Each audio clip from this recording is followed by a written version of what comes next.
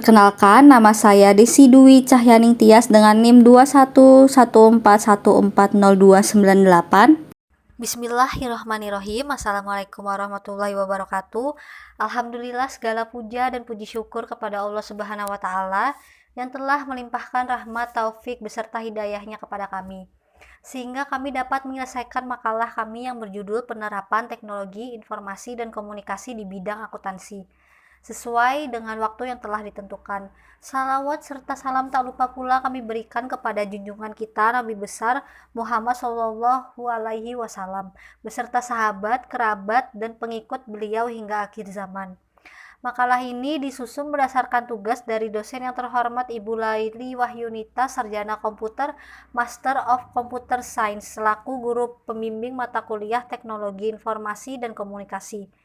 Kami menyadari bahwa masih banyak kekurangan dalam penyusunan makalah ini, sehingga kami memohon kritik dan sarannya agar pembuatan makalah selanjutnya bisa lebih baik lagi. Kami mohon maaf apabila terdapat kesalahan dan kekurangan dalam makalah ini. Semoga makalah ini bermanfaat bagi kita semua. Sebelum memasuki pembahasan yang utama, saya akan menjelaskan terlebih dahulu pendahuluan atau latar belakang. Perkembangan teknologi informasi atau yang biasa disebut dengan TI yang begitu pesat membawa pengaruh yang luas terhadap peradaban umat manusia saat ini, khususnya dalam dunia usaha. Dengan jarak yang semakin dekat dan kebutuhan informasi yang semakin cepat, maka mau tidak mau, suka tidak suka, kompetensi diri harus dikembangkan untuk dapat mengikuti tren teknologi informasi yang ada. Tren TI dalam dunia bisnis atau usaha saat ini mempengaruhi bukan saja terhadap pengelolaan data source atau sumber data yang berupa data transaksi dengan tujuan untuk memberikan kemudahan dalam menghasilkan informasi yang dapat dipercaya, relevan, tepat waktu, lengkap, dan dapat dipahami dan teruji. Dilansir dari Maharsi tahun 2001. Lebih lanjut, pemrosesan informasi tersebut juga berpengaruh terhadap pola kegiatan industri dengan penggunaan software yang dapat meningkatkan otomatisasi pabrik, dikutip dari Supriyono tahun 1997.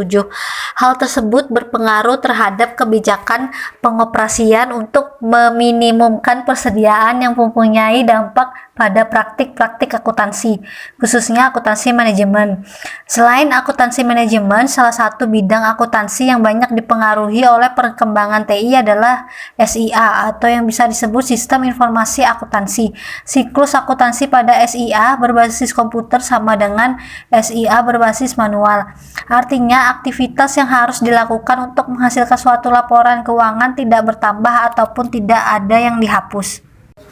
Selanjutnya, bab 2 pembahasan. Kajian pustaka yang kami masukkan ada 2, yaitu yang pertama 1 teknologi informasi, yang kedua yaitu akuntansi SIA dan auditing. Teknologi informasi merupakan salah satu alat manajer untuk mengatasi perubahan, dikutip dari Laudon dan Laudon 2006. Definisi TI sangatlah luas dan mencakup semua bentuk teknologi yang digunakan dalam menangkap, manipulasi, mengkomunikasikan, menyajikan, dan menggunakan data yang akan diubah menjadi informasi, dikutip dari Martin et al. Tahun 2002. Sedangkan yang kedua, akuntansi SIA dan auditing adalah yang pertama, akuntansi adalah seperangkat pengetahuan yang mempelajari perekayasaan penyediaan jasa berupa informasi keuangan kuantitatif, unit-unit organisasi dalam suatu lingkungan negara tertentu, dan cara penyampaian atau pelaporan informasi tersebut kepada pihak yang berkepentingan untuk dijadikan dasar dalam pengambilan keputusan ekonomi. Dikutip dari Suwarjono tahun 2005, menurut Bodnar dan Hopwood pada tahun 2004, sistem informasi akuntansi adalah kumpulan sumber daya seperti manusia dan peralatan yang dirancang untuk mengubah data keuangan dan data lainnya menjadi informasi yang dikomunikasikan kepada berbagai pihak pengambil keputusan. Selanjutnya adalah auditing. Auditing adalah sebuah proses sistematis yang dilakukan oleh seseorang yang memiliki kompetensi dan bersikap independen mengenai perolehan dan penilaian atas bukti secara objektif. Yang selanjutnya adalah bagian teknologi informasi dan perkembangan akuntansi. Perkembangan teknologi informasi yang pesat mengakibatkan perubahan yang sangat signifikan terhadap akuntansi. Perkembangan akuntansi berdasarkan kemajuan teknologi terjadi dalam 3 babak, yaitu era bercocok tanam, era industri, dan era informasi. Hal ini dinyatakan oleh Alvin Toffler dalam bukunya yang berjudul The Third Wave Robert pada tahun 1992. Era informasi dimulai dengan ditemukannya komputer pada tahun 1955. Pada era ini, teknologi informasi sudah menggunakan komputer dan pemrosesan informasi menjadi lebih cepat. Pemrosesan dan penyimpanan informasi menjadi lebih murah dan tidak banyak memakan tempat dan waktu. Salah satu bidang akuntansi yang banyak dipengaruhi oleh perkembangan ini adalah SIA. Pada dasarnya, siklus akuntansi pada SIA berbasis komputer sama dengan SIA berbasis manual. Artinya, aktivitas yang harus dilakukan untuk menghasilkan suatu laporan keuangan tidak bertambah maupun tidak ada yang dihapus. SIA berbasis komputer hanya mengubah karakter dari suatu aktivitas. Model akuntansi pada era teknologi informasi menghendaki bahwa model akuntansi dapat mengukur tingkat perubahan sumber daya, mengukur tingkat perubahan proses, mengukur aktivitas tetap tak berwujud, memfokuskan keluar pada nilai pelanggan, mengukur proses pada real time, dan memungkinkan network.